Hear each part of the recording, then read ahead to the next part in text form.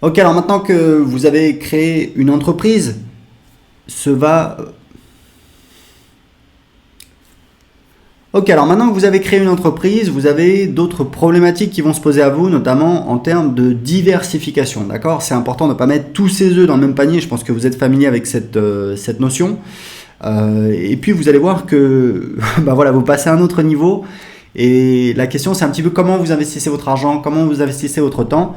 Vous prenez un petit peu de l'altitude. Donc vous avez différents chemins qui se qui s'offrent à vous. Il y a l'immobilier, il y a la bourse, il y a le fait d'investir dans votre business ou dans un nouveau business. On va parler un petit peu, toujours avec du concret, de moi, ce que j'ai fait. Il y a une vidéo que je vous mettrai en lien qui est passionnante. C'est une vidéo de Ray Dalio. Alors, Ray Dalio, c'est qui? C'est le gérant, je crois que c'est le plus gros hedge fund au monde. Donc, un hedge fund, c'est un fonds d'investissement. C'est en fait des clients particuliers ou des entreprises qui confient de l'argent au hedge fund pour que le hedge fund investisse l'argent, et c'est son métier de faire fructifier l'argent, d'accord? C'est sa spécialité. Donc, c'est ça que fait Ray Dalio depuis... ça va faire, je sais pas, ça fait peut-être pas loin de 50 ans. Je pense qu'il a 70 ans ou plus. Il faut savoir que donc, son hedge fund, c'est Bridgewater. Il a un livre qui s'appelle The Principles, tout simplement, Principles, que je suis en train de lire, qui est intéressant, mais bon, un petit peu trop long. Et donc Bridgewater, c'est un des plus, je crois que c'est le plus gros fonds d'investissement au monde, je crois que c'est 130 milliards, un truc comme ça. Et Ray Dalio, il a été rémunéré 1 milliard, mais c'était style l'année dernière. Donc, bon, et puis il s'en fout maintenant, de toute façon, il est très riche. Bon, bref. Mais en tout cas, il y a cette vidéo qui est hyper intéressante. Si je vous dis, plus les taux d'intérêt baissent sur le marché immobilier, hein, plus les taux d'intérêt baissent, plus le prix de l'immobilier augmente. Est-ce que ça vous parle? Si ça vous parle pas, il faut absolument que vous regardiez cette vidéo, parce que donc c'est une vidéo qui dure une demi-heure. Vous pouvez l'écouter, j'écoute les vidéos en faisant la cuisine, tranquillou. C'est un plaisir. Et ça explique un petit peu voilà, les fondements de la macroéconomie, et c'est super important. Et il y a trop de gens qui passent à côté de ça, et c'est juste super important. L'autre jour, j'entendais un expert en immobilier, donc pour le coup, qui a un business sur Internet. Il vend ses formations pour investir dans l'immobilier, il a beaucoup de succès. Et il disait voilà, l'immobilier, c'est un actif qui augmente toujours plus vite que l'inflation. D'accord, mais il faut te détendre un peu quand même. C'est-à-dire que sur le long terme, non. Il n'y a rien qui augmente plus vite que l'inflation. D'accord? Vous pouvez avoir des écarts qui se creusent, des bulles, mais au bout d'un moment, ça va se dégonfler. Donc il faut faire attention. Il faut être un petit peu conscient des mécanismes de macroéconomie qui sont en jeu. Et macroéconomie, c'est pas un gros mot et c'est pas très compliqué. La vidéo l'explique très très bien. C'est qu'on a en fait des cycles économiques. Il faut être un petit peu conscient de là où on est. En l'occurrence, on a connu donc un cycle d'expansion depuis quelques dizaines d'années à l'échelle mondiale. Il s'est expliqué pourquoi dans la vidéo, la baisse des taux d'intérêt. Voilà, donc je veux pas non plus vous donner une excuse pour ne pas agir en disant attention, Aurélien m'a dit que le prix de l'immobilier allait baisser ou je sais pas quoi. Oui, le prix de l'immobilier a baissé. Les gens s'en rappellent jamais, mais il y a l'immobilier qui a baissé beaucoup en France. Alors c'est peut-être plus à Paris, mais en tout cas ça a perdu quand même pas mal de valeur. Je crois que c'était de 91 à 95. Et donc du coup les gens qui ont acheté voilà, en 95, 96, 97, 98, 99, ils ont fait des très très bonnes affaires, parce qu'ensuite ça n'a pas arrêté d'augmenter. Mais il faut être conscient que demain l'immobilier peut baisser. Donc il ne faut pas croire non plus que que ça peut monter. Il y a une expression qui dit les arbres ne montent pas jusqu'au ciel. Donc ça ne peut pas continuer indéfiniment. D'accord? Mais je ne veux pas non plus vous donner d'excuses pour ne pas agir, parce qu'avec la bonne stratégie, vous pouvez faire d'excellentes affaires. D'accord? C'est juste qu'il faut être conscient de ce que vous faites, et plus vous avez d'informations et plus vous êtes conscient de la situation. Et quand je parle de la situation, c'est pas uniquement du marché local, mais c'est également de facteurs macroéconomiques qui affectent la situation de manière très importante, notamment les taux d'intérêt qui sont à des niveaux historiquement bas, puisqu'on est quasiment à 0%, c'est-à-dire l'argent ne vaut plus rien, donc il y a énormément d'argent, donc les gens achètent énormément, et donc ça explique tout simplement l'augmentation de l'immobilier depuis des dizaines d'années. On risque effectivement de prendre une phase de déflation de dégonflement, donc il faut en être conscient. Maintenant, c'est pas non plus la fin du monde. Si vous avez un business qui vous rapporte, l'idée c'est de vous diversifier, mais c'est important.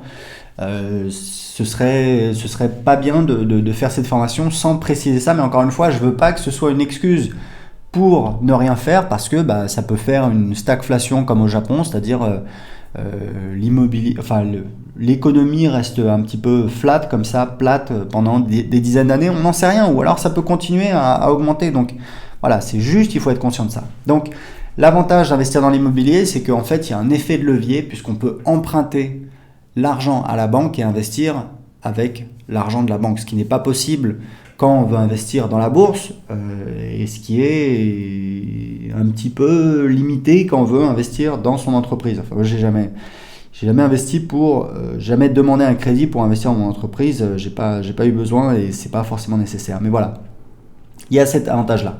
Donc, quand on veut investir dans l'immobilier, il y a 2 indicateurs clés. C'est le prix au mètre carré par rapport au marché. D'accord ? Quand je vous dis par rapport au marché, c'est vraiment, il faut être sur du spécifique. Ça peut être, moi j'habite à Lisbonne, ça peut être, si je regarde un appartement dans le centre de Lisbonne, je vais le comparer avec les appartements dans le même quartier. D'accord ? Si c'est une boutique à l'extérieur de Lisbonne, je vais comparer avec le prix des boutiques à l'extérieur de Lisbonne, enfin dans la même zone géographique. D'accord ? Donc c'est un marché, et un marché très local. Mais ce que je veux dire, c'est qu'en faisant ce calcul, et moi ça me sidère toujours, les gens de toute façon la plupart des gens ne percutent pas, ne savent pas tout ce que je partage dans cette formation. Il y a très peu de gens en fait qui calculent le prix au mètre carré, mais c'est la base. Il y a des gens qui disent oui voilà Lisbonne, parce que c'était pas cher du tout, et si vous voulez ça a pas mal augmenté. Et il y a des gens, on voit sur les groupes Facebook, qui disent mais attendez, c'est du n'importe quoi, c'est des prix criminels, c'est Londres. Non, tu prends Lisbonne dans le centre. Tu divises donc 100 mètres, les gens voient 100 mètres carrés, 500 000 euros, les gens disent mais c'est une folie, d'accord. Donc 500 000 euros divisé par 100 mètres carrés, ça fait 5 000 euros du mètre carré.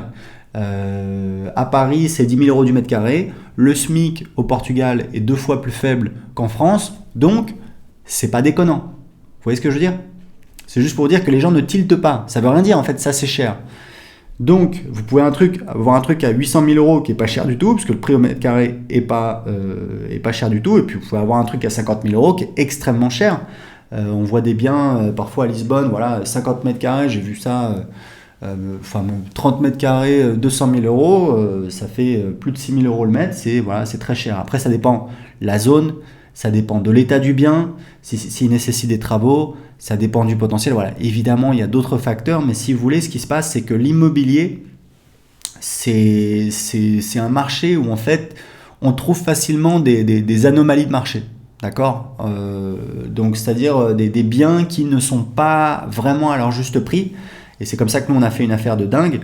On a bien fait notre travail, on a suivi la méthode que je vais vous donner là, et on a eu un petit peu de chance, mais voilà, on a profité d'une anomalie de marché, c'est-à-dire quelqu'un qui a vendu un bien qui était en dessous du prix du marché de 50 000 euros, donc on en a profité. Donc, vous calculez le prix au mètre carré par rapport aux biens équivalents dans la même zone géographique et dans le même état, évidemment. Et ce que vous faites, c'est que vous visitez que les biens qui ont du potentiel. Donc, c'est assez facile. Ça ne demande pas beaucoup de temps. Voilà, vous faites ça sur votre smartphone. Tous les jours, vous regardez, c'est assez facile. Et il y a un autre critère pour analyser le potentiel d'un bien, c'est la rentabilité. C'est-à-dire, on va calculer, si je l'achète, combien ça va me coûter pour l'acheter, pour éventuellement le rénover, pour en faire le projet que je veux faire, et ensuite combien ça va me rapporter. Et donc la rentabilité, c'est en fait les revenus annuels générés par le bien divisé par le coût d'acquisition total. Donc en incluant les frais d'acquisition, les frais de notaire et les frais de rénovation. D'accord ? Donc nous par exemple, on a un appartement à Lisbonne qu'on a acheté 125 000 euros, on a mis 30 000 euros de travaux et de frais de notaire. Donc 155 000 euros et ça nous rapporte 1800 euros par mois. Et si vous faites le calcul, je crois que ça fait de l'ordre de 15%. Donc vous faites 1800 x 12. Je vais le faire là, sur mon portable. Donc 1800, donc c'est en moyenne, hein, parce qu'en fait pendant l'année on loue à des étudiants et pendant l'été on loue sur Airbnb pendant 3 mois, donc 1800 x 12, ça fait 21 600 divisé par 100, 55 000. Ah, ça fait même pas ça, ça fait 13,9, ça fait 14%. Mais en fait là, cette année on va gagner plus que l'été dernier, on va gagner pas mal plus, c'est-à-dire on va faire 10 000 euros sur 3 mois, et on va augmenter le prix de la location quand on loue à des étudiants, parce que les prix ont beaucoup augmenté. Et du coup, on va pouvoir faire plus de 15%. Donc, la première étape, évidemment, c'est la recherche. D'accord ? Et comme je vous disais, il n'y a pas besoin de visiter 50 biens. Nous, c'est assez choquant. Le bien qu'on a acheté, l'appartement qu'on a acheté à Lisbonne, on a dû visiter peut-être 6 appartements à tout casser. Pourquoi ? Parce qu'on se déplaçait que pour des biens qui avaient du potentiel, c'est-à-dire que des biens qui... juste en analysant comme ça sur le papier, on avait un prix au mètre carré qui était intéressant, et puis si on calculait un petit peu la rentabilité potentielle, ça faisait une rentabilité intéressante. Donc une rentabilité intéressante, évidemment ça dépend de où vous êtes, mais grosso modo pour que vous fassiez une bonne affaire, ça commence à 8-9%, donc je parle de rentabilité brute, d'accord, parce qu'après vous avez les frais éventuellement, si vous faites, si vous louez sur Airbnb, vous avez les ménages, etc. Mais grosso modo, en termes de rentabilité brute, si vous regardez les investisseurs, ça commence à devenir intéressant à 8%. En dessous, ça commence à devenir compliqué. Au-dessus de 10%, c'est vraiment le top. Donc, pas besoin de visiter 50 biens. Vous déplacez que pour les annonces intéressantes. Vous pouvez mettre en place des alertes. Très souvent, les portails où vous avez les biens immobiliers, ils sont pas bêtes. Ils savent que vous, ça vous aide. Donc, vous avez un service de mise en place d'alerte. Donc, vous recevez automatiquement les nouveaux biens. Et il faut être extrêmement réactif. Donc, il faut consulter les annonces tous les jours. Honnêtement, ça prend quelques minutes par jour. C'est rien du tout. Il faut le prendre comme un plaisir. Moi, quand je vois les annonces qui tombent, c'est toujours la curiosité. Voilà, qu'est-ce qu'il y a, etc. Je jette un œil. Hop, très rapidement, ça me prend 2 minutes. Je regarde un petit peu s'il y a des biens intéressants.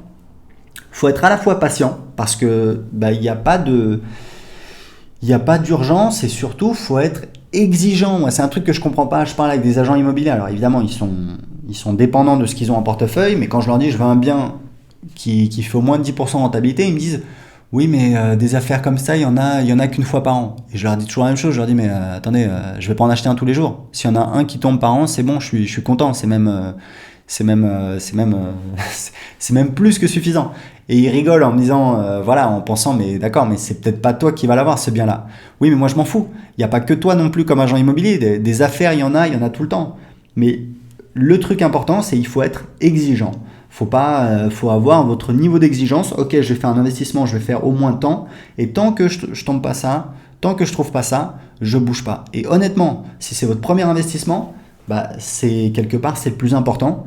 Donc, alors évidemment, si vous faites pas mal de cash avec votre boîte, etc., c'est pas non plus la fin du monde. Mais si vous êtes salarié et que c'est votre premier investissement, c'est vraiment important. Donc, faut être exigeant. Donc, faut avoir à la fois ce côté garder la tête froide, être patient, c'est-à-dire qu'on peut chercher pendant 1 mois, 2 mois, 3 mois, 4 mois, 5 mois, 6 mois, 1 an.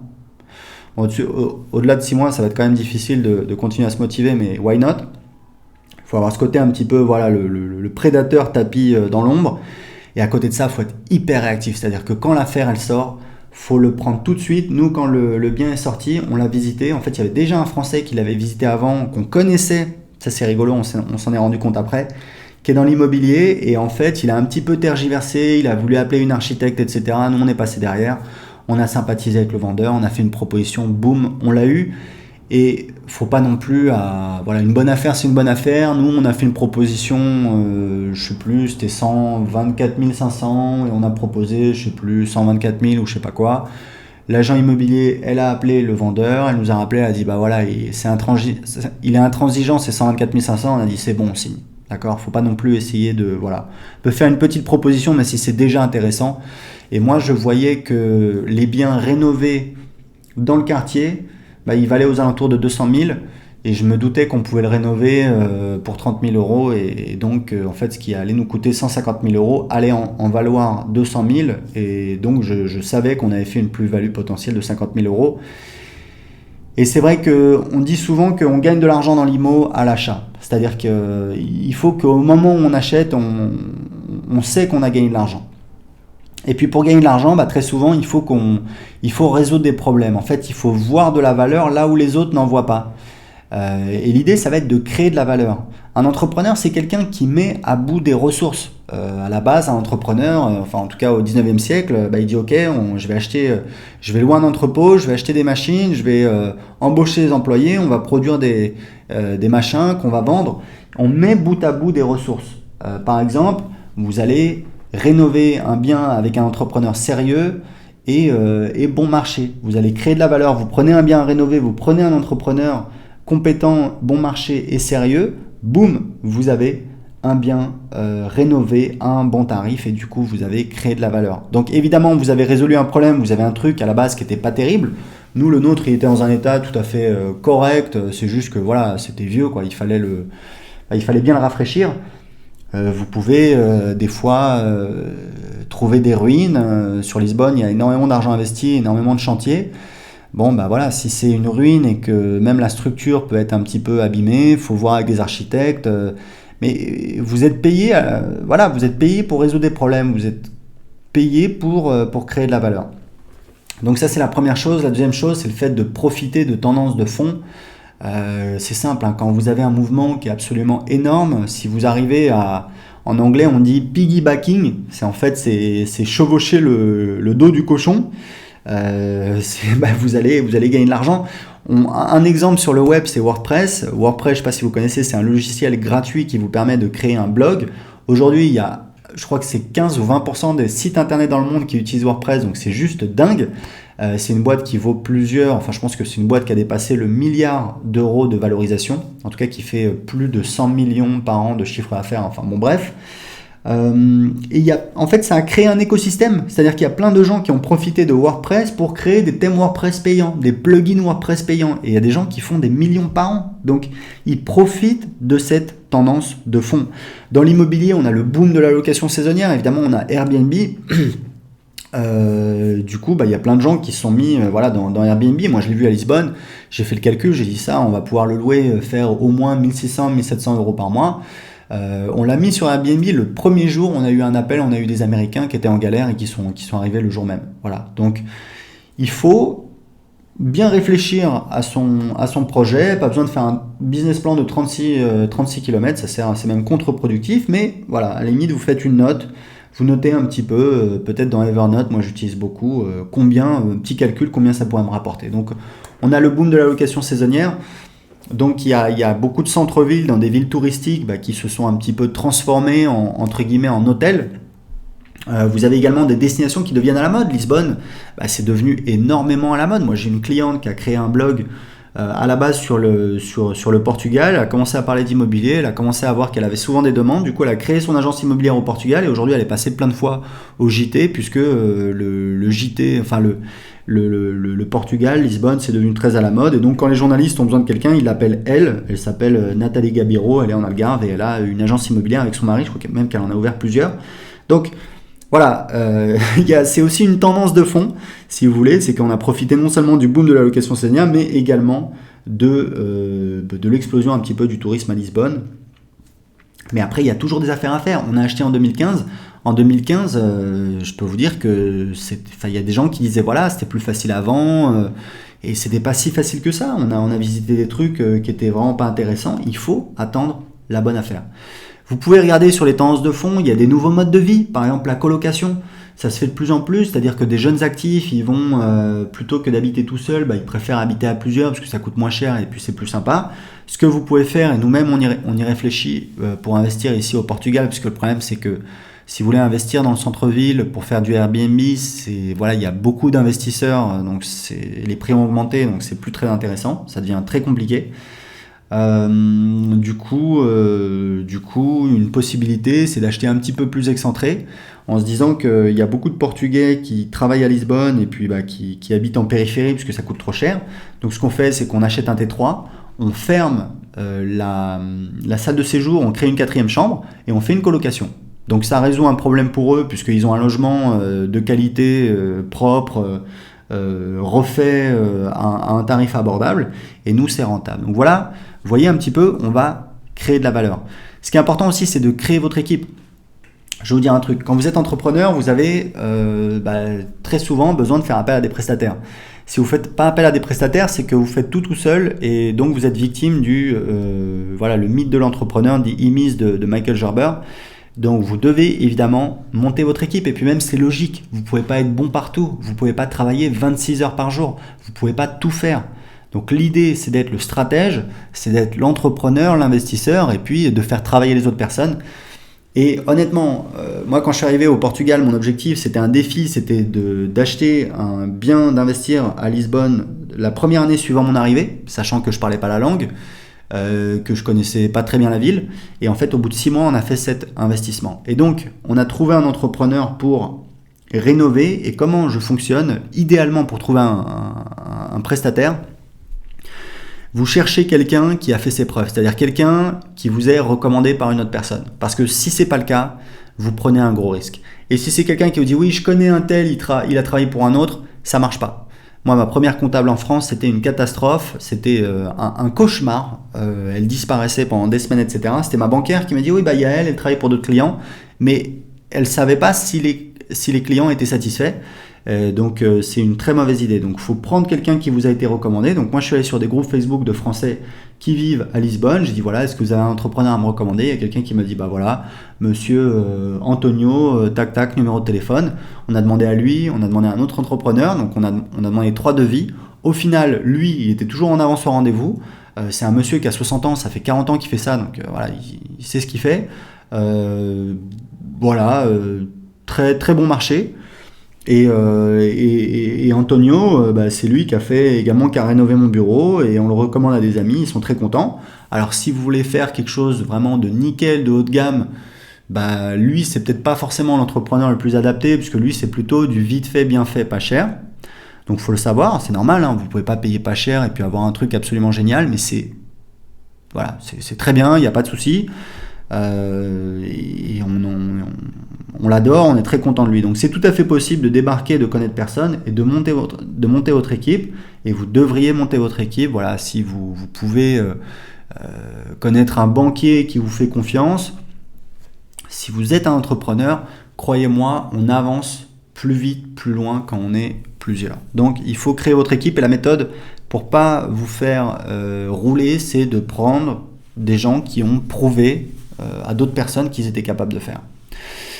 Donc on va prendre un exemple, c'est l'appartement qu'on a acheté à Lisbonne, donc 125 AE près du centre à Lisbonne. Alors on a eu de la chance parce qu'honnêtement c'est un quartier qui est à 5 minutes à pied du centre-centre et qui était très mal famé. C'est-à-dire qu'il y a 10 ans c'était prostitution, drogue, voilà. Nous quand on l'a vu, on a tout de suite flairé la bonne affaire parce qu'on a senti le truc qui était en train de se rénover.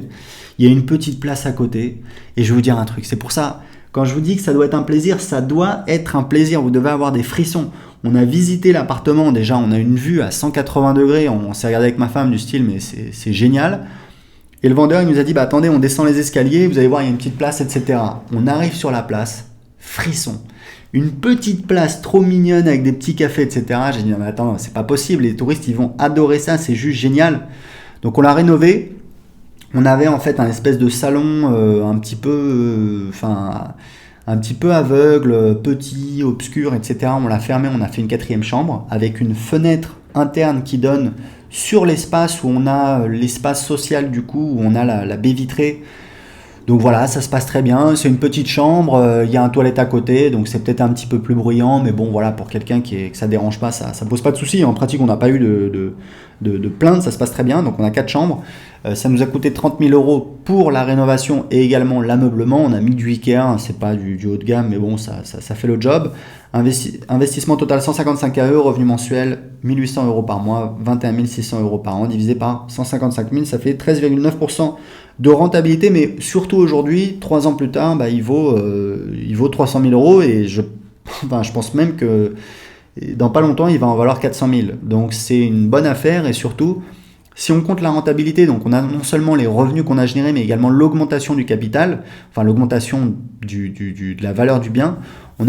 Puisque si vous achetez là en bourse, c'est pareil, hein, vous avez le cours vous avez votre action qui peut vous générer des dividendes, mais qui peut également augmenter de valeur. Ça veut dire que si vous voulez solder votre position, vous dites ok, je vends mon action, il faut compter l'argent que vous avez gagné grâce à la possession de cette action, mais également la plus-value réalisée au moment de la vente.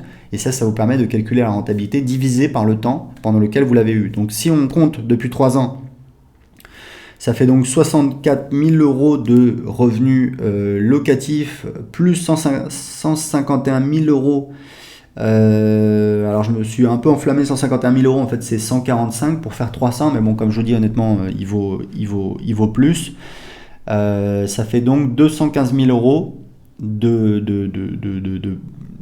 plus-value / de revenus en 3 ans. Ça fait 71 000 euros par an. Ça fait, si vous divisez 71 divisé par 150, ça fait 45% de rentabilité par an. Donc ça c'est vraiment le top, c'est quand vous pouvez acheter un bien en dessous du marché et que il va avoir en plus une rentabilité importante. Je parle en termes de cash flow, en termes de revenus mensuels. C'est top parce qu'au final vous avez augmentation de la valeur du bien plus les revenus générés par le bien. Là c'est jackpot. Donc encore une fois, vous avez compris ma technique, pas besoin d'essayer de révolutionner le marché de l'immobilier.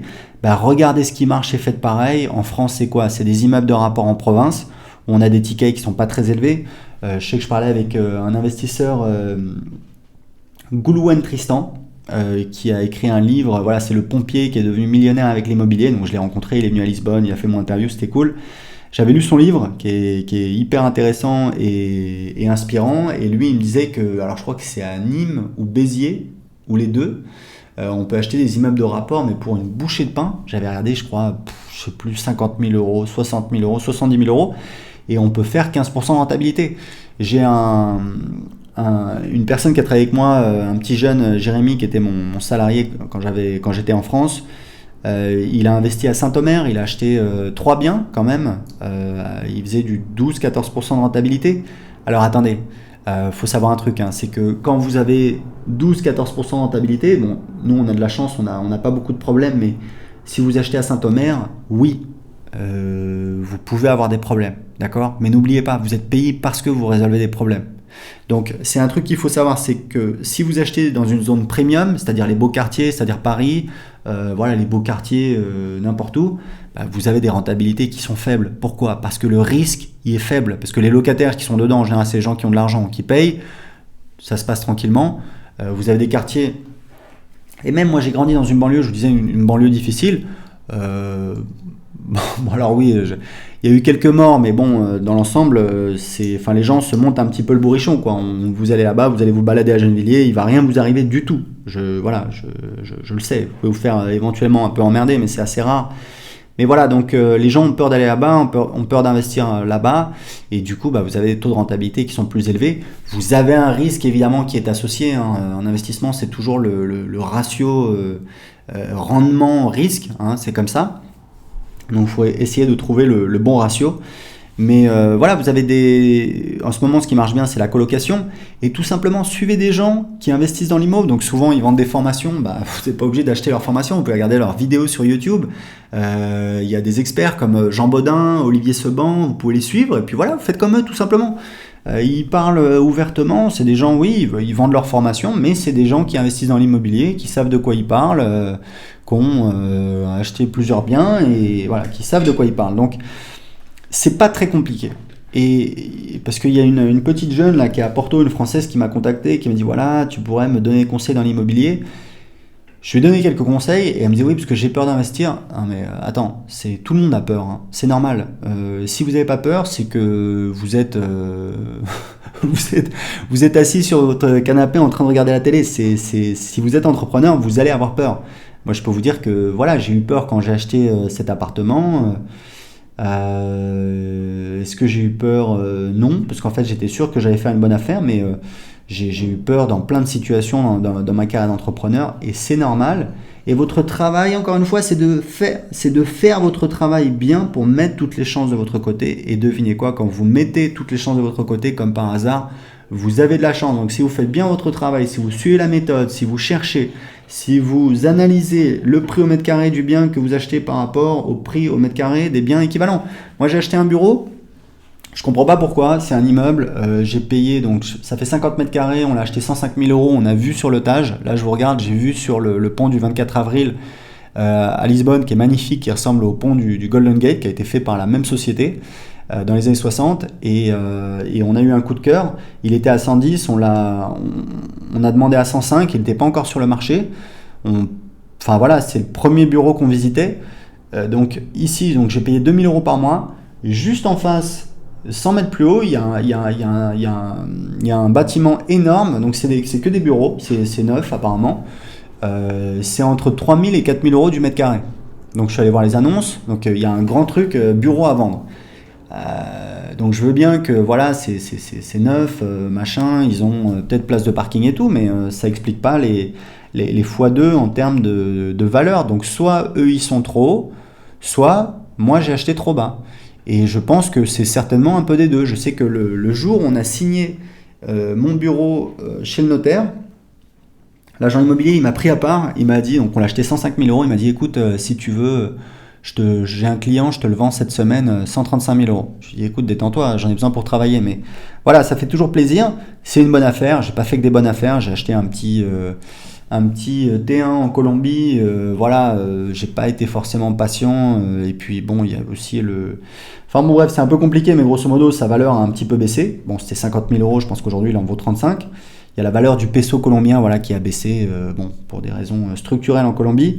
J'ai acheté aussi un appartement à Lyon, c'est pas forcément une super affaire. Ce sera rentable, mais je sais pas, je vais gagner peut-être... Enfin voilà, je vais gagner, je sais pas moi, 30 000 euros en 20 ans, donc c'est pas hyper intéressant. Donc, si vous avez peur, c'est normal. Un entrepreneur, c'est quelqu'un qui prend des décisions, il faut le prendre comme un jeu. Honnêtement, je vous assure, dites-vous un truc, c'est que quand vous allez faire cet investissement, que vous allez visiter, que vous allez avoir des frissons, vous allez adorer ça et vous allez vouloir continuer. Il faut prendre la vie comme un jeu, c'est-à-dire que voilà, c'est toujours une balance entre la sécurité et le risque. Le risque, enfin, on a tous besoin de la sécurité, on veut tous de la sécurité. Mais le risque, c'est aussi cool, c'est aussi plaisant. Donc il faut mettre un petit peu de risque dans sa vie et il faut le prendre comme un jeu. Et surtout si c'est votre premier investissement et que vous n'avez pas des revenus de dingue, faites bien votre travail, soyez patient, vous allez trouver la bonne affaire. Il y a toujours des bonnes affaires. C'est qu'une question de faire son travail, de bien étudier le marché. Alors, on va parler un petit peu de la bourse maintenant, c'est assez intéressant, il y a des livres, je vous mettrai les liens, c'est The Four Pillars of Investing et A Random Walk on Wall Street. Donc c'est les 4 piliers de l'investissement de William Bernstein et A Random Walk on Wall Street, je me souviens plus du nom. C'est des livres sur l'investissement qui ont été écrits, pas la semaine dernière, ça fait 40 ans. Et qui ont été mis à jour avec de nombreuses éditions, et vous lisez la dernière édition qui date de l'année dernière, et l'auteur il vous dit écoutez, j'avais raison il y a 40 ans. Donc le principe c'est quoi ? Et je vous parle de ce que je connais, il y a des gens qui font du trading, etc., qui gagnent de l'argent. Moi c'est pas trop mon truc. Pourquoi ? Parce que typiquement, si vous analysez, si vous prenez un business de trading, quelqu'un qui trade pour son compte, vous prenez la grille d'analyse que je vous ai donnée au chapitre précédent, ça n'a pas de valeur. C'est-à-dire que si on ne peut pas le revendre, puisqu'en fait on vend son temps, on ne peut pas déléguer, il n'y a pas de revenu récurrent, donc vous voyez bien que ce n'est pas vraiment un business, c'est entre guillemets un travail / un hobby. Il y a des gens à qui ça réussit très bien et c'est vraiment génial, mais moi je trouve que prendre son capital et vivre uniquement des placements de son capital, je trouve que c'est très stressant. Moi je ne pourrais pas vivre comme ça, d'accord ? Et ça demande beaucoup de temps. Bon après voilà, il y a des gens qui réussissent, moi c'est pas mon truc. Je vais plutôt vous parler d'investissement en bourse dans une optique d'un entrepreneur, d'accord ? Donc plutôt un petit peu passif, et c'est comme ça que ça s'appelle le passive investing si vous cherchez un petit peu des infos en anglais. Donc la théorie que défendent ces deux livres, alors honnêtement si ça vous intéresse, si vous parlez anglais, vous pouvez lire juste les 4 piliers de l'investissement, l'autre c'est le même en fait, c'est vraiment une redite. Donc voilà, j'ai lu les deux, mais voilà, le premier est très très bien. En fait, ce que disent ces livres, c'est que c'est impossible de battre le marché sur le long terme. Ils disent, et c'est absolument choquant, ils disent si vous demandez à un singe, vous lui donniez une fléchette et il devait choisir des actions en tirant aux fléchettes, en fait vous auriez les mêmes résultats que les gérants de hedge fund. Ce qui est assez choquant, mais il y a plein d'études qui montrent ça et c'est démontré par le livre en long, en large et en travers, et surtout c'est des livres qui ont été écrits il y a 40 ans, qui ont été réactualisés, donc vous avez des dizaines d'années de thèses, d'études qui montrent que c'est vrai. Et le problème, c'est que du coup, vous pourriez choisir des actions aléatoirement. Vous auriez la même performance en moyenne que les gérants de hedge fund. Mais le problème, c'est que les gérants de hedge fund, vous devez les rémunérer. C'est assez coûteux. Ça prend, je crois que c'est de 1 à 2%. Le problème, c'est que si vous faites, je sais pas moi, si vous faites plus 5%, que vous donnez 2% au gérant de hedge fund, bah, il vous reste 3%. Donc vous avez donné 40% de vos bénéfices. Et vous avez le problème des intérêts composés, c'est que tous les gains que vous ne faites pas, bah, c'est des intérêts sur vos gains que vous ne verrez pas dans le futur. Donc, en moyenne, c'est pas rentable.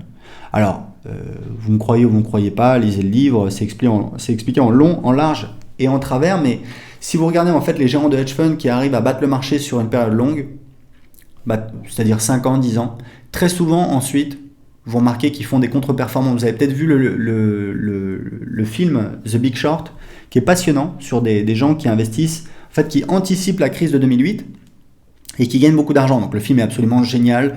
C'est adapté d'un livre de je sais pas quoi, Michael Lewis, qui est un auteur très connu aux États-Unis, qui a fait plusieurs livres sur l'économie. J'avais lu le livre qui est passionnant. Et en fait, il y a un de ces investisseurs, je me souviens plus de son nom, il a gagné beaucoup d'argent.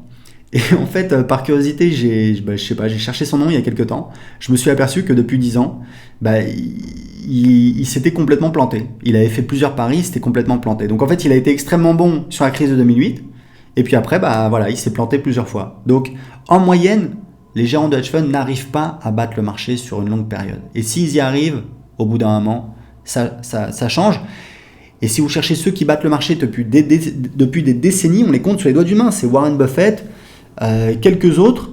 Et le pire, et ça c'est absolument choquant, c'est qu'au final, on peut expliquer leur performance juste par la chance. Alors, quand j'ai préparé cette formation, je me suis dit, mais ça le fait pas, parce qu'en fait, ça contredit ce que je disais au départ, qui était quand vous travaillez, vous mettez toutes les chances de votre côté. Et je me suis dit, mais comment tu vas expliquer ça aux gens ? J'ai pas d'explication, ou alors, à part le fait que, oui, si vous prenez, après ça devient assez conceptuel et compliqué, mais grosso modo, si vous prenez, 1 million de singes investisseurs qui choisissent au hasard, il y en a un qui peut-être en 60 ans, il va faire aucune erreur, mais en fait, en moyenne, il y a une personne peut-être sur 1 million qui va faire un parcours sans faute sur 60 ans, mais en fait, si vous faites bien votre travail, vous avez plus de chances que ce soit vous, cet investisseur. C'est juste ça. C'est mon explication. Donc la solution, c'est d'acheter c'est de reproduire en fait la performance du marché, puisque le marché boursier sur le long terme, il fait une performance tout à fait honorable qui est de l'ordre de 8%. Et aujourd'hui, il y a des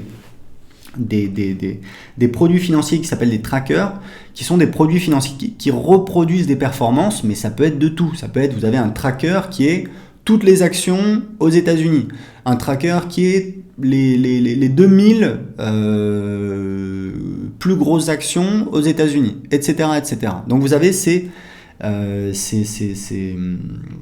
les trackers qui sont extrêmement pratiques, et il faut savoir, pour faire un petit peu d'histoire, que c'est The Four Pillars of Investing qui a été écrit dans les années 70. C'est à cette époque où est née un petit peu l'idée d'avoir ces trackers, cet investissement passif. Et à l'époque, il y a donc c'est Boyle ou Doyle, c'est celui qui a créé Vanguard, qui est très très connu, qui a créé une boîte justement qui proposait ce service justement de low cost, d'investissement low cost. Alors Vanguard, je crois que c'est que si on est aux États-Unis, moi je crois que je peux pas au Portugal, bon bref. C'est Jacques Bogart, je crois, un truc comme ça, mais bref, il a créé ça et c'est devenu un empire, c'est devenu une boîte absolument énorme qui rend un service énorme aux investisseurs. C'est la possibilité d'investir avec peu de frais, de manière passive, c'est-à-dire qu'on n'a pas une gestion active, on n'a pas des gens, des gérants de hedge fund qui vont faire des décisions, qui vont acheter et vendre beaucoup. Et c'est aussi quelque chose qu'ils expliquent dans le livre, c'est que quand vous faites beaucoup de transactions, vous avez également beaucoup d'impositions sur les plus-values. Donc c'est aussi un inconvénient avec les hedge funds, c'est qu'on a beaucoup plus de transactions et donc potentiellement beaucoup plus de paiements de plus-value. Donc en suivant cette stratégie, vous pouvez, en essayant de reproduire la performance du marché sans essayer de choisir des actions à la main, ce qui est assez incertain, très difficile. En fait, ils vous expliquent, ils vous disent, vous êtes tout seul dans votre coin, comment vous voulez battre des gens qui ont des armées d'analystes, qui éventuellement un petit peu, qui sont dans la place quand même. Donc, vous avez très peu de chances d'y arriver. Donc, il vaut mieux essayer de reproduire la performance du marché. Il y a un petit souci, c'est qu'on a une volatilité qui est assez importante. C'est que sur le long terme, c'est-à-dire sur 20 ans, sur 30 ans, sur 40 ans, la bourse peut faire plus 8%. Le problème, c'est que vous avez des années où vous pouvez faire moins 30%. Donc si vous arrivez et que vous mettez tout votre argent et que l'année suivante vous faites moins 30%, vous allez me dire écoute Aurélien, tes conseils ça marche pas terrible. Donc la solution c'est de se diversifier, c'est de ne pas tout investir dans les actions qui est la classe d'actifs la plus volatile, d'accord. C'est toujours, il vous explique, et vraiment je vous incite à lire ces livres qui sont hyper intéressants, c'est que le risque et le rendement sont corrélés. Donc les actions, si elles ont un rendement qui en moyenne est plus élevé, c'est aussi parce que le risque est plus élevé. Et le risque, c'est la volatilité. Le risque, c'est qu'en fait, votre investissement, il fasse d'abord moins 20% avant de repartir. D'accord ? Donc, la solution, c'est de se diversifier. Vous pouvez chercher, alors il y a plusieurs théories, il y a le permanent portfolio de Harry Brand, bon, ça date quand même un peu, hein, mais bon, c'est intéressant. C'est Harry Brand, vous dit voilà, vous placez 25% de votre argent en actions, 25% en obligations long terme, 25% en or et 25% vous le gardez en cash, c'est-à-dire vous l'allez mettre sur un livret, donc en France un livret A, donc ça rapporte que dalle, mais bon, ça rapporte au moins, vaut mieux gratter 1% que rien du tout. Et puis, vous avez du cash, donc si vous êtes dans une période déflationniste, il vaut mieux avoir du cash plutôt que d'avoir des actifs dont la valeur diminue. Alors voilà, après vous pouvez trouver, il y a le Four Seasons Portfolio de Ray Dalio justement. Bon, je pense qu'il ne faut pas non plus y passer des heures, l'idée c'est de se diversifier quand même. Et une règle au doigt mouillé, c'est que plus on est âgé et moins on a d'actions en portefeuille, puisque si vous avez 60 ans, vous n'avez pas la patience d'attendre 20 ans ou 30 ans que votre investissement y remonte, et du coup il faut prendre moins de risques. À l'inverse, quand on est plus jeune, on peut se permettre de prendre plus de risques parce que on a plus de temps devant soi et donc on peut mieux supporter la volatilité. Donc une règle au doigt mouillé, c'est que la partie hors action de son portefeuille devrait être égale à son âge. Donc, par exemple, si on a 30 ans, idéalement, il faudrait qu'on ait 70% de son portefeuille en action, j'ai mis de son âge. Donc 70% de son portefeuille en action. Et à l'inverse, si on a 70 ans, il vaut mieux avoir 30% de son portefeuille en action. Pour se diversifier, il faut aussi se diversifier dans le temps. Il faut lisser son investissement dans le temps. Ça s'appelle dollar averaging, cette technique en anglais. C'est juste que ça vous permet de lisser votre risque. Donc si vous avez 10 000 euros, il ne faut pas demain, même si vous dites ok, je vais me diversifier, je vais acheter 25% d'actions, 25% machin, etc. Il ne faut pas le faire en fait d'un coup. Il vaut mieux le faire sur une durée, c'est-à-dire ok, là je vais acheter un peu d'actions, un peu d'obligations, un peu d'or. Bien entendu, je vais garder mon cash. Et puis dans 6 mois ou dans un an, je vais investir un petit peu. Je vais investir une autre partie de mon cash, mais je ne vais pas investir mon cash tout de suite. Donc c'est bien. Et vous pouvez rééquilibrer votre portefeuille 1 ou 2 fois par an. J'ai même vu, je crois que c'était justement dans The 4 Pillars of Investing, les 4 piliers de l'investissement. Il disait que lui il conseillait de rééquilibrer tous les 2 ans. Voilà. Bon bref, 1 fois par an c'est très bien.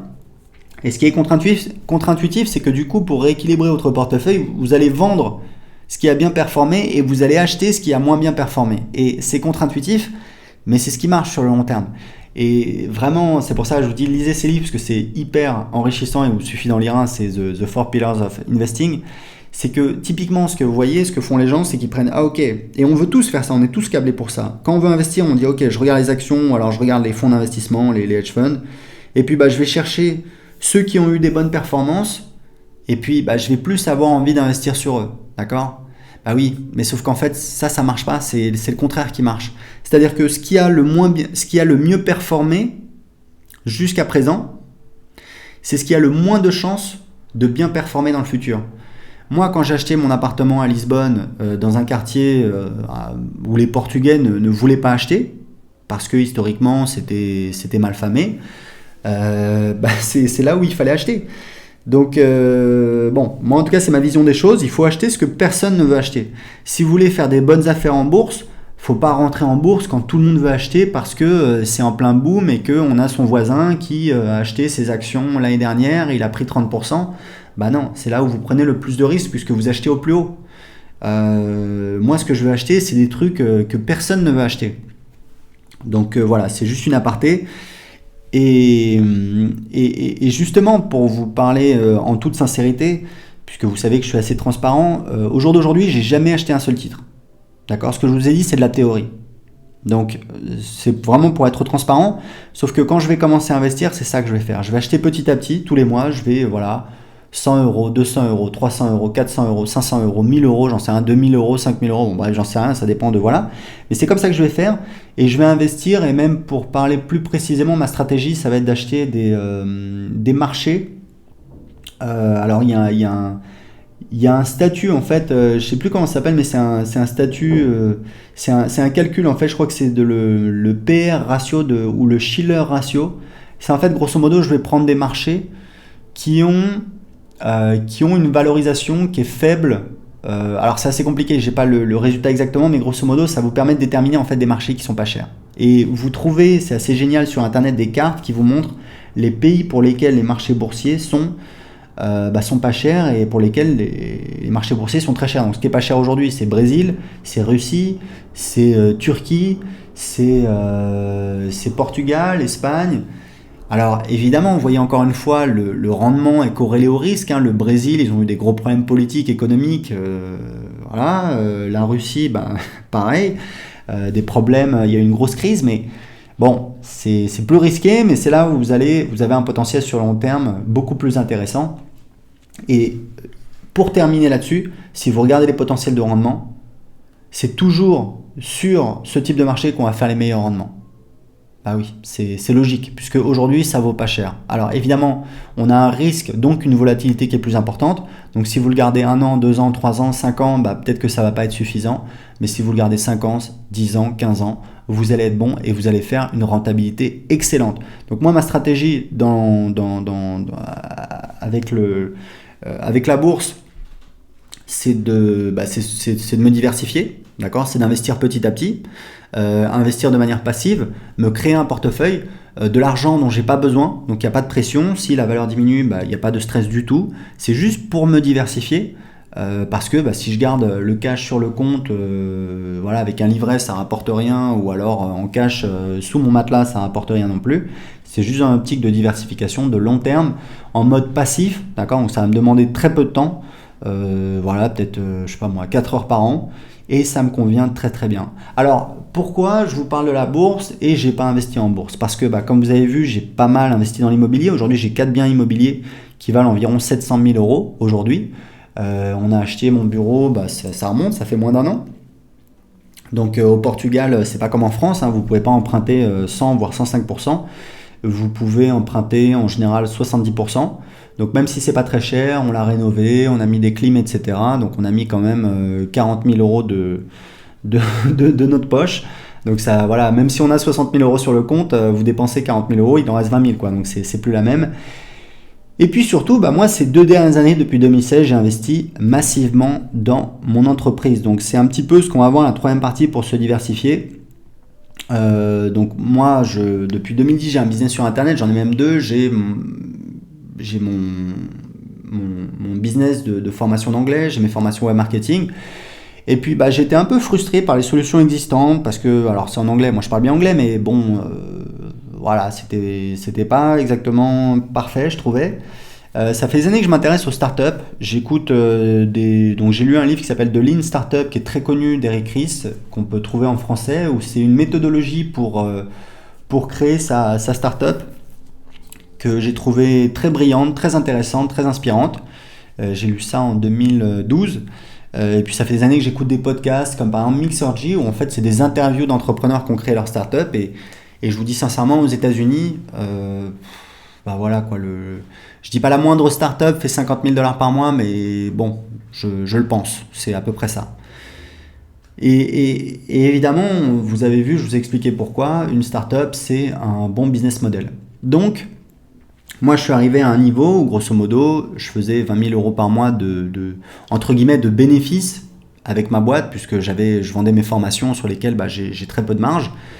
Et j'ai une réflexion, je me suis dit, voilà, comment on va investir 20 000 euros Alors c'est une vue de l'esprit, parce que c'était pas 20 000 euros sur mon compte, c'était 20 000 euros de bénéfices dans la boîte, etc. Mais pour simplifier, je me suis dit, ok, on va faire quoi? On va pas dépenser 20 000 euros avec ma femme, parce qu'honnêtement, on n'a pas besoin. Euh, donc on va faire quoi? On va les investir dans l'immobilier, dans la bourse. Et j'ai eu une réflexion, je me suis dit, mais quelle est notre valeur ajoutée sur le marché immobilier?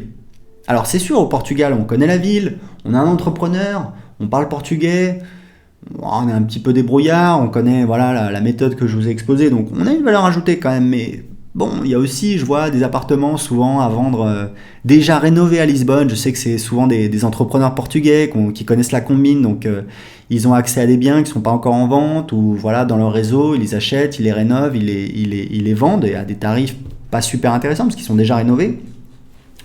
Bon, bah la bourse, là vous voyez, vous êtes en compétition avec Warren Buffett, je pense qu'il est plus intelligent que moi, et puis il a plus d'expérience. Donc la question elle est là, quelle est la valeur ajoutée? Et je me suis dit, moi mon business, je fais ça depuis 2010. Le web marketing, j'en bouffe du matin au soir depuis 2010. En tant qu'utilisateur, je suis pas satisfait enfin pas entièrement satisfait, parce que bon ça tourne quand même, mais franchement, enfin, voilà, si je vous expliquais en détail, il y aurait matière à rigoler, c'était quand même pas très pratique. Je suis pas totalement satisfait des solutions qui existent, et en tant qu'utilisateur, bah, j'ai quand même une expérience fonctionnelle. Je pense que je pourrais faire quelque chose de mieux. Donc, quand on investit dans son business, je pense que ça crée plus de valeur ajoutée. Parce que je parle quand on investit son argent. Premièrement, vous avez plus d'expérience.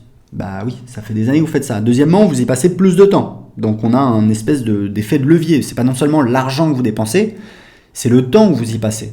D'accord? Donc le temps, ça veut dire derrière plus de partenaires, plus de produits, plus de marketing, plus de contenu, plus grosse audience, un meilleur marketing, etc. etc. Donc c'est la raison qui m'a poussé à investir plus de 10 000 euros par mois dans la création d'un logiciel qui permet tout simplement de gérer son business en ligne, de gérer son marketing en ligne, d'accord? Puisque tout tourne autour de l'email marketing, c'est la base. D'accord. Après, on a la possibilité de vendre des produits, etc. Et puis bon, bah, une application ça se revend en général 4 ans de chiffre d'affaires. Comme je vous ai dit, mon objectif c'est de faire 5 millions, ça fait une valorisation de 20 millions. Donc ma vision en 3 à 5 ans, c'est de faire 5 millions de chiffre d'affaires, 15 à 20 collaborateurs, tout le monde gagne bien sa vie, tout le monde est content. Voilà, c'est un truc aussi, on va en parler un petit peu, il n'y a pas que l'argent dans la vie, j'espère que vous êtes d'accord avec moi. Et c'est une réflexion que j'ai eue récemment, je me suis dit, mais attends Aurélien, si tu penses que moi je pense qu'il faut de l'argent, mais il ne faut pas que ça. Donc je me suis dit, si tu penses qu'il n'y a pas que l'argent dans la vie, pourquoi est-ce que tu mesures le succès de ta boîte? Pourquoi est-ce que tu continues de mesurer le succès de ta boîte uniquement par rapport à l'argent? Parce qu'évidemment, en tant qu'entrepreneur, c'est le chiffre d'affaires, quoi. Combien on a fait de chiffre d'affaires, et puis combien on a fait de bénéfices une fois qu'on a tout payé. Et ça a été une réalisation. Je me suis dit, effectivement, il n'y a pas que ça. Il y a aussi le fait que les collaborateurs soient contents, le fait que tout le monde soit content, le fait que moi je sois bien dans ma vie, et que du coup ça se ressente dans ma famille. Donc j'ai cette vision qui n'est pas uniquement une vision d'argent, qui est une vision d'une boîte où les gens sont contents et s'épanouissent, et aujourd'hui je pense qu'on est bien parti. Donc pour cet objectif de faire 5 millions de chiffre d'affaires, comme je vous ai dit, c'est pas du tout déconnant, parce qu'on va rentrer en compétition avec des boîtes qui font entre 5 et 100 millions d'euros. Il y a un exemple que j'aime bien, c'est ConvertKit. Donc le fondateur s'appelle Nathan Berry, et il est passé en 2 ans de 5 000 à 500 000 $ par mois de chiffre d'affaires. Donc c'est tout à fait possible, et en fait les stats de la boîte sont publics. Vous allez sur convertkit.bearmetrics.com, je vous mettrai le lien, vous pourrez aller voir. Donc voilà, c'est juste, je me suis dit, j'ai une vision précise de ce que je veux faire, et je pense que ça peut le faire. Donc c'est pour ça que j'ai investi. Alors j'ai perdu 1 an avec une boîte, quelques dizaines de milliers d'euros, et puis après j'ai trouvé la bonne équipe, et maintenant ça cartonne. Donc c'est pour ça que je me suis lancé dans ce projet un petit peu fou. C'est pour ça que j'ai pas investi dans la bourse. Là je vais pouvoir commencer à le faire, parce que là je commence à récupérer les fruits un petit peu de mon travail. Je suis passé de 20 000 à plus de 50 000, même plutôt, enfin c'est parce qu'il y a des paiements plusieurs fois, mais je pense qu'on est plutôt sur du 60 000, et on n'a pas encore lancé sur le marché US. Donc si vous voulez, aujourd'hui je sais qu'on va faire, dans quelques mois, voilà, on va faire peut-être, je sais pas, 80, on va arriver au million, on va faire 80 000 euros par mois, 100 000, 150 000, 200 000. Mais voilà, il n'y a pas que l'argent dans la vie, il y a aussi d'autres choses. Et c'est ce que j'ai voulu un petit peu partager avec vous. Aujourd'hui, pour moi, le succès de System.io, c'est pas qu'une question d'argent. Et aujourd'hui, on est à l'équilibre. Hein. C'est pas ça ma plus grosse source de revenus, enfin pas directement.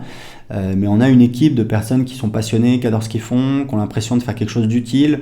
On a des clients qui sont super contents, donc c'est cool. C'est pas uniquement gagner de l'argent. Si vous gagnez de l'argent mais que vous détestez votre travail, ça va pas le faire. Moi, tous les matins, je me lève, je me dis waouh, c'est génial, qu'est-ce qu'on va faire on va faire des trucs de dingue aujourd'hui, comment ça va se passer? Donc, vous aurez compris que la problématique, c'est de passer d'entrepreneur à investisseur. Il y a encore une fois cette référence au IMIS de Michael Gerber. Et puis toujours un petit peu cette préoccupation de valoriser votre entreprise, parce que quand vous avez un business d'expert, c'est bien, c'est rentable, vous pouvez le faire assez rapidement, c'est cool, vous avez la liberté géographique, mais ça manque un petit peu de valorisation. Donc moi je suis parti un petit peu dans cette optique, et aujourd'hui ma stratégie c'est simple, c'est de générer, comme je vous l'ai dit, 20 000 euros de bénéfices par mois. Là on y arrive. Puisque j'ai des affiliés, j'ai des frais, j'ai une équipe, j'ai des développeurs, donc avec 60 000 euros, je pense que avec 60 000 euros TTC par mois, je vais faire 20 000 euros de bénéfices dans la boîte, ce qui est mon objectif, hors mon salaire c'est en plus, mais ça c'est mon objectif pour investir, et donc du coup c'est 200 000 euros par an, je vais les investir un petit peu dans l'immobilier, avec de l'effet de levier, un petit peu dans la bourse, dans une optique vraiment long terme, passive et de diversification. Et puis éventuellement dans mon business, parce qu'on va attaquer le marché US et qu'on va peut-être avoir des besoins pour scaler avec la publicité, pour travailler avec des personnes qui sont très bonnes et donc qui se font payer en conséquence. Et puis c'est toujours bien d'avoir 50 à 100 000 euros de trésorerie pour être serein et ne pas dépendre de personne. Donc voilà, j'ai voulu partager avec vous un petit peu tout ce côté investisseur, tout ce que j'ai appris. On attaque maintenant la conclusion. À tout de suite.